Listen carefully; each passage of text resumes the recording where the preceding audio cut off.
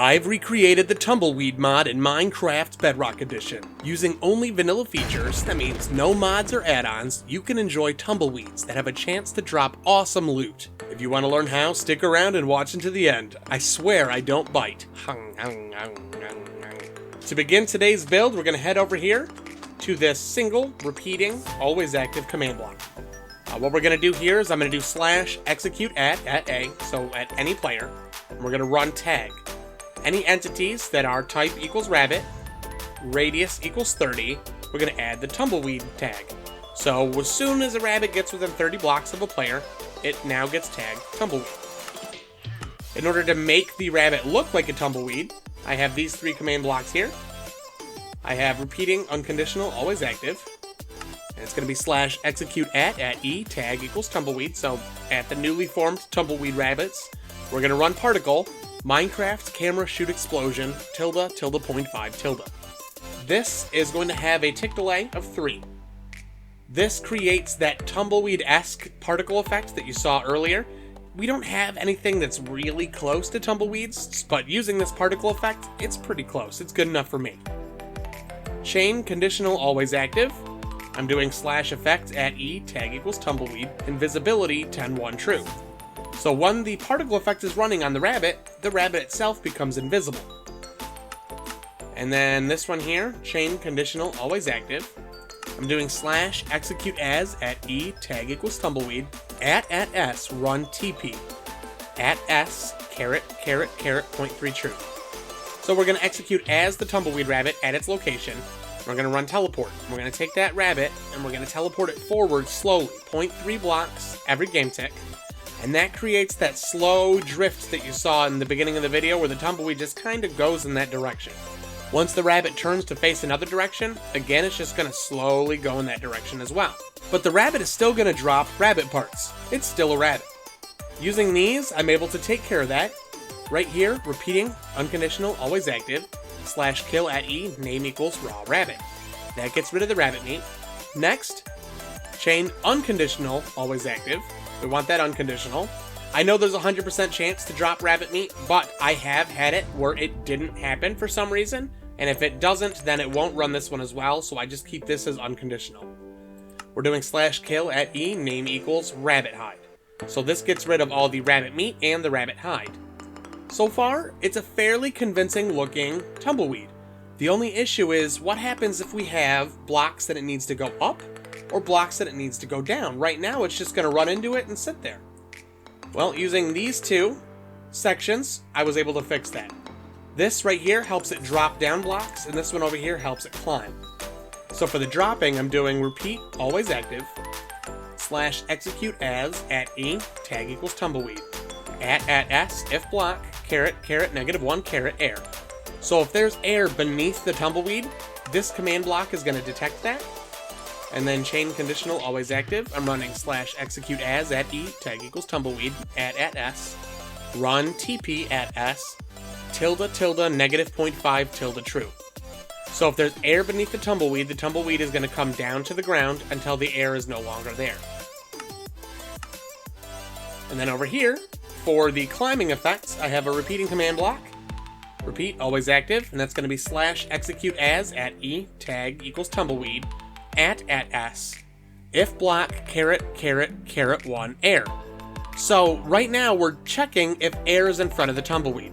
As long as air is in front of the tumbleweed, we're going to power this redstone line here, and it's going to shut down this torch. As soon as the block in front of the tumbleweed is no longer air, this torch gets powered back up. It powers this repeater and this command block. What we're doing here, impulse, unconditional, needs redstone. I'm doing /execute as at E, tag equals tumbleweed, at S, run TP, ~.1, true. So as long as there's only one block that needs to be climbed up, this will allow it to work. So if you have a if you have a hilly section that looks like this, where it's a slope, where it goes up one block, your tumbleweed can make it up that no problem. Now if you're to have a section with like 2 blocks like this, your tumbleweed won't be able to roll over that. I tried to make it as realistic as possible. Now we're getting to the random loot generation, and that is what the remaining parts are here. So the first thing that I want you to do is we need to make a scoreboard.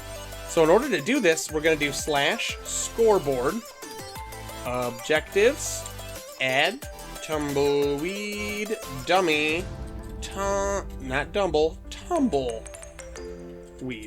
Can't type today. So we're creating a scoreboard named Tumbleweed. It's a dummy scoreboard, which is the only kind available in Bedrock. It allows us to control the variable. And then we're not going to be doing any displays, so just type Tumbleweed again for the display name. And mine already says it exists, but yours will be like, woohoo, you made a scoreboard. So now we need to define that.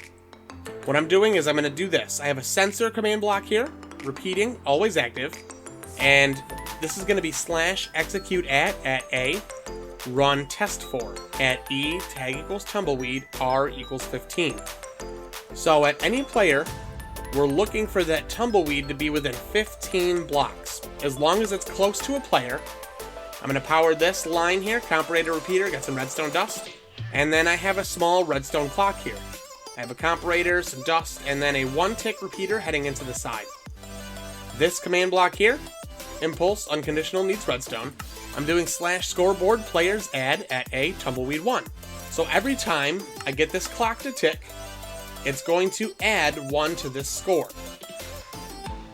Now, if I were to summon in that tumbleweed, and I could show you that as that score increases, it's going to move between which of these is getting powered. So let me show you real quick. Summon rabbit. You'll see now that it's, like I said, it's ticking up in an infinite loop between these different options. Every single one of these is a potential loot drop.